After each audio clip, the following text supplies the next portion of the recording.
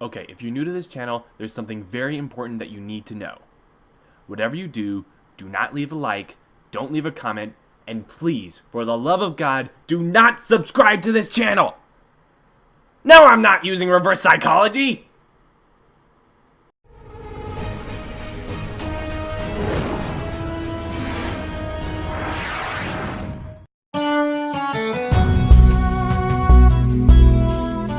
Hello everyone, and welcome to What Do I Know, the show where I don't know what's the best way to approach this. Talking about an episode like Fame and Misfortune raises a rather uncomfortable question. Do creators have the right to push back against critics? Now, the easy answer to this question is yes, of course they do. Everyone has the right to have an opinion and the right to challenge the opinions of others. In legal terms, it's what we in the US refer to as the First Amendment. So perhaps we should rephrase the question. Should creators push back against critics? The whole point of having critics is to highlight strengths and weaknesses in any work of art, to help audiences decide which pieces of entertainment might be worth their time, and in turn, help artists recognize where mistakes were made and improve. In theory, they're the sort of people you don't ever want to push away. In theory. Not everyone has fair or constructive criticism to offer. They may rag on elements that don't really matter much, or demand changes that are unreasonable and weaken the story. We've all come across people like this at one point or another, and it's easy to see why creators would feel the need to push back against these people. But it's also easy to see why the idea of creators addressing criticism by pushing against it is an unappealing prospect. There are an unfortunate number of examples where creators pushing back went too far. Digital Homicide's infamous attempt to sue Jim Sterling over his critique of their games and business practices remains one of the most egregious examples of this in recent memory. The Teen Titans Go episode Return of Slade is one of the most offensive responses to fan criticism out there.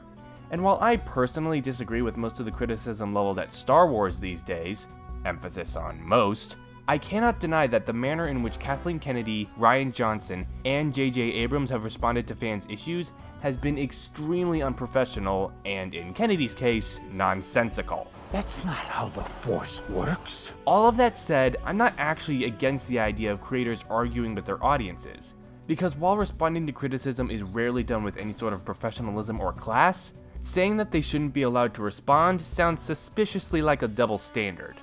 I'm allowed to say anything I want about you and your work, but you're not allowed to respond to whatever I have to say. I don't think it's a question of whether or not creators should push back, it's more a question of when and or how they push back. And for the most part, I think Fame and Misfortune pulls it off. I say for the most part because it's far from a flawless execution.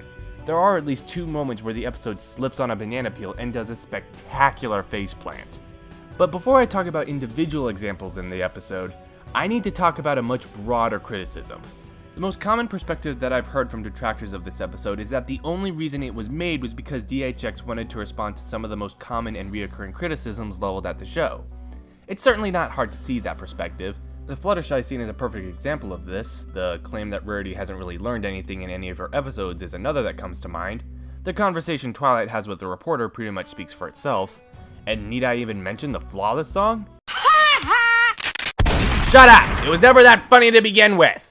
But to say that the episode's sole purpose is to counter or respond to criticism is to ignore a huge portion of the episode's content. The most common complaint about Pinkie Pie is that she's too obnoxious, yet we never see any ponies telling her to shut up. Instead, her fans are telling her how hilarious she is and laughing at everything she says. You could argue that it's portraying her fans as idiots who only laugh because she's the funny one, but I noticed how she mentions a pony who traveled from Las Pegasus to tell her how much he enjoyed her lessons. Though we don't know how that encounter played out, I get the sense that they weren't as simple-minded as these bozos. Classic Pinkie! Oh, she's even funnier in real life! You know me for years! Best line in the episode. But Pinkie's just one example. Not once in the entire episode does any pony complain about Rainbow's oversized ego. And the biggest complaint I've heard about Applejack in this episode is that one pony demanding to know if she was related to Pinkie. So while there's no denying that this episode takes its fair share of shots at the fandom, Twilight was better before she got wings! To say that it's only meant to deflect criticism is not entirely fair or accurate. What makes Fame and Misfortune such a fascinating episode is that you can look at every plot point, every line, every second of animation and interpret it as some kind of statement on the fanbase. There's not much to talk about in the first 5 minutes of the episode, so let's skip straight to the first noteworthy moment. Yeah, but the purpose of the journal isn't supposed to be marketing. Some have criticized this line as DHX saying that they're not trying to sell a product, which of course is silly because the whole reason this show exists is because of toy sales. But you know what this line reminds me of? That interview that Silverquill cited in his Equestria Girls review. I don't think Lauren's the biggest fan of that. That's one of those things that would have made her leave anyway. If they had told her you have to turn them into human beings now, and they have to go to high school, she would have said, no, that's exactly what I didn't want to do with this show. Lauren's priority was telling stories and Hasbro's priority was selling toys. It's a different way of approaching the work, and it was difficult for her to bridge that gap. The writers have to find a way to work the toys into the show, or they have to find a new job. I can empathize with any writer whose ability to tell a good story is being hamstrung by needing to find a way to work toy sale opportunities into the narrative.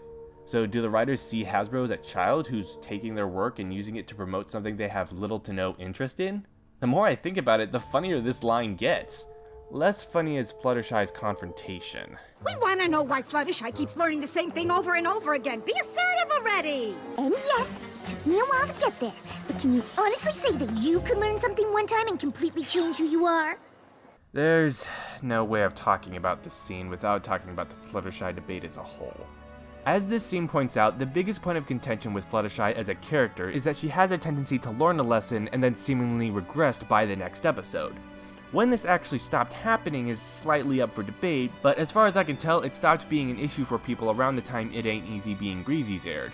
The standing counter-argument for this is, of course, that people in real life don't actually overcome personal hang-ups just like that, so it's only natural that Fluttershy would change much more slowly, which is the argument that Fluttershy is making in this scene. However, I'd go a step further than that. There's really only one episode where Fluttershy actually learned to be assertive, and that was Putting Your Hoof Down. Admittedly, the very next episode sees her under a pile of party supplies, but it's a lesson that was literally just learned, and there's little evidence to suggest that she was forced into doing it. You could make an argument for Hurricane Fluttershy, an episode that aired soon after Putting Your Hoof Down, but there's a difference between being unassertive and overcoming childhood trauma. What I'm getting at here is that there are many forms of timidity, and overcoming one does not mean you overcome another. There haven't really been many opportunities for Fluttershy to demonstrate her assertiveness, and the few times she's failed to assert herself after putting her hoof down have been moments where she's been asked to put the needs of others before her own. One could argue that Bats was one example where she had to relearn to be assertive, but that was a situation where a friend's financial future was at stake. Of course, none of this really addresses the bigger point of contention in this scene, but that has more to do with this episode as a whole, so that can wait till the end of the video. If nothing else, this scene is better than Starlight's conversation with Twilight. It's not your fault. It's every pony else's. They're just focusing on the wrong things and... Damn it, Starlight. And you were doing so well in this episode. Blasphemy! Hey, I just said she was doing well. Starlight was great in this episode. Oh. Well. Carry on. Dumbass. Okay, from a narrative standpoint, this line is fine. Twilight's concern in this scene is that she is responsible for the main six being harassed by both fans and critics alike. Starlight is telling her that she can't be held responsible for the actions of others, and that there was no way she could have known how the ponies would react to the journal being published. Which is also true in real life, so I guess it also makes sense from a meta standpoint as well to an extent. But the problem with the way this was worded is that it implies if the message of a story is well intentioned, then the rest of the story's elements are beyond criticism. But what this argument fails to take into account is that people enjoy stories for entertainment first, and messages second. A story needs to be good if the message is to be well received, and a well-intentioned message won't help a story that fails to entertain. Hell, a story's message can even become toxic if it isn't written properly. That's why Do Princesses Dream of Magic Sheep is such a hot topic. Best episode, fight me to the death. Now, in Starlight's tenuous defense, I think she's right to suggest that a story's main theme should always be the biggest concern for both writers and critics. But that's all the more reason why we need to be allowed to criticize every element of every story. A story's various aspects can have a huge impact on how its main themes are explored and whether or not the intended message makes sense. Take my favorite movie for example, The Shawshank Redemption. This story's main theme is all about how having hope is never a bad thing, and how it can help you through even the darkest parts of your life. It's a well-intentioned message, but it wouldn't matter if the movie didn't do such a good job of illustrating its point. When Brooks gets out of prison, the movie makes a point of showing how afraid he feels being in the outside world, and that fear leads him to committing suicide. Later, when Red gets out of prison, he experiences the same fear that Brooks felt, but he's able to get through it because he made a promise to Andy, and that promise leads him to having hope again, which is what drives him to violate his parole and go to see Andy in Mexico. I hope I can make it across the border. I hope to see my friend and shake his hand. I hope the Pacific is as blue as it has been in my dreams. That's just one small example of how much of an impact Andy has at Shawshank, simply by believing that his situation can get better and taking every opportunity he can to make it better. Compare that to the episode Yakety Sax, an episode intended to be about how doing what makes you happy is okay, even if you're not good at it. Again, a well-intentioned message, but one that's severely undermined by how the episode shows how Pinky's insistent playing is inconveniencing others, and implying that you will fall under a deep depression if you're not allowed to do what you want, which is not only untrue, but also severely undermines everything great about Pinkie Pie. Seriously, how the hell did they not realize they were ruining Pinkie by doing that? Saying that critics aren't allowed to criticize a story simply because the message is well-intentioned assumes that writers are incapable of making mistakes, which is why this is not only my least favorite line in the episode, but also my least favorite scene. Though at the very least it's comprehensible, which is more than I can say for this scene. Well, sure. I read this journal cover to cover, and I have to say, your character would have been much more interesting if she'd stayed in Canterlot. My character? We are real ponies. This journal is a record of things that actually happened to us.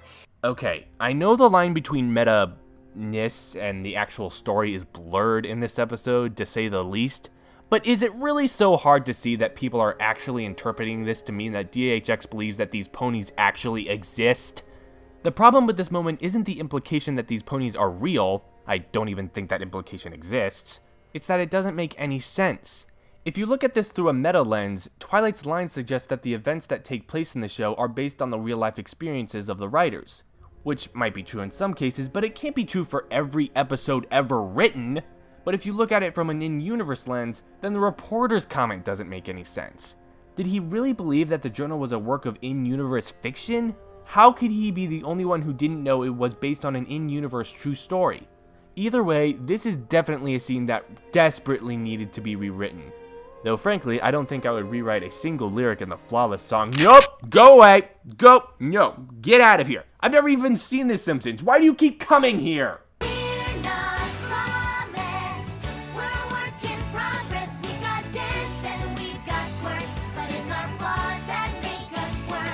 I do get why people have taken issue with this song, a message about how nobody's perfect being used as a counter-argument against criticism. This is not a compelling argument when used as an overgeneralized dismissal of all criticism that the show and these characters have had. I, however, maintain that the song is only meant to be a response to people's complaints about their character faults, and not an overgeneralized counter-argument to people's complaints about the show as a whole. Why else would the rest of the character faults be brought up in the song, despite only half the main six ever actually being criticized in this episode? Now, this does bring up another problem, being aware that you as a person have issues. And yeah, I can also see this being a potentially problematic message as well, being aware that you have problems and not really doing anything about them. But I think there's a crucial difference between being aware that you have issues versus having enough self-awareness to realize what your weaknesses are. In fact, being self-aware is how you learn in the first place. Every time one of the main six have had to learn a lesson, the first step is always to recognize when they were at fault. Yes, there were times when they needed help, but that's what they have their friends for. Acknowledging your weaknesses is not the same as trying to pass off your bad behavior as just the way you are. Which brings us finally to the biggest point of contention in the episode. The thing that everyone has an issue with, and the thing that made M.A. Larson hate writing this episode. How it represents the fan base. This is easily the most important part of any episode like this. How you represent the fan base you're responding to can make or break how the episode is received. That is the biggest issue I notice whenever people complain about this episode. M.A. Larson himself said that the episode did nothing but portray the fanbase as being completely unreasonable, and how he saw it as a huge disservice to the fanbase in general. And again, it's not hard to see why he and many others think that. I, however, disagree. I said a moment ago that this episode's purpose was not solely to deflect criticism, and I stand by that. However, it would be foolish to completely dismiss that element. It's understandable then that the louder fanbase would take center stage throughout the entirety of the episode. and when the main six's song fails to win the crowd over, it's easy to see why people interpret this as DHX believing we, as an audience, are unreasonable. But let me ask you all a question. Who is the crowd arguing with? Twilight and the main six? That may have been the intention of at least some of them, but the crowd quickly devolves into arguments with one another, and it remains that way till the end of the episode. This isn't an attempt to paint the show's critics as unreasonable, it's a message of how there will always be dissenting opinions in any fanbase, and how you can never really get fans to stop arguing over a TV show. Mr. Leftern told me that Larson said if he could change one thing about the episode, it'd be that the crowd learned what they were doing was wrong and they all went home. And as competent a writer as M.A. Larson is, amending fences anyone? I don't see how he'd be able to implement that into the story without making it anything less than a contrivance. No angry mob in the history of angry mobs all collectively realized that they were out of line and calmed down. That's not only contrary to basic mob psychology, but it also implies that all it takes to get a fanbase to stop arguing is the creators telling them to stop. Which is just dumb. Of course, there is a second scene worth considering, the very end. People have interpreted the only group of ponies who got the intended message being the target demographic of the show as a slight on the fanbase, suggesting that people aren't allowed to criticize the show because it's for kids, or that the opinions of the fanbase don't matter because the show isn't for them. And I cannot, for the life of me, figure out how anyone could arrive at that conclusion. Ignoring the fact that a portion of the crowd is composed of that very demographic, at no point in the episode does Twilight or any of the main six say that they are above criticism. The only time it's ever even implied is Starlight's line, which yes is a terrible line, but it's not what I would call a significant point in the episode. You could make an argument for Fluttershy's line about not letting what other people say about you affect you, but there's a very big difference between thinking you are above criticism and letting negative things people say about you affect you. Yes, responding to criticism is often synonymous with believing yourself to be above it. But I do not, for a minute, think that it is in this case. Because while there is certainly some frustration, Twilight and company are fairly respectable with how they handle their detractors. They're not belittling them, and they're not talking down to them, as far as I can tell. The one exception is how Fluttershy handled her detractors, which I think gets a pass because of how she was being harassed. And if you want to jump on their harassment as proof that the fanbase was unfairly represented, I'll remind you that there are fans like that in pretty much every fanbase. Let's not kid ourselves. On a related note, Rarity was also being harassed for her role in the journals, so I don't think they're calling out Fluttershy's detractors specifically. Fame and Misfortune is far from a perfect episode. I think it could have, and probably should have, treated the fanbase a little better, and there are several scenes that desperately needed to be rewritten. But I still see it as a smart, funny, if deeply flawed episode. I see Fame and Misfortune the same way I see episodes like All Bottled Up, a fruit salad episode. Could it have been better? Absolutely. But I think M.A. Larson did a great job here, especially considering how he didn't agree with how the episode represented the fanbase. Though I haven't been a part of the fanbase as long as most, so what do I know? I am Officer Trigger Happy, and all who disagree with me are writhing little worms who are not worthy of my time. Oh, that hurt my throat. We're done here!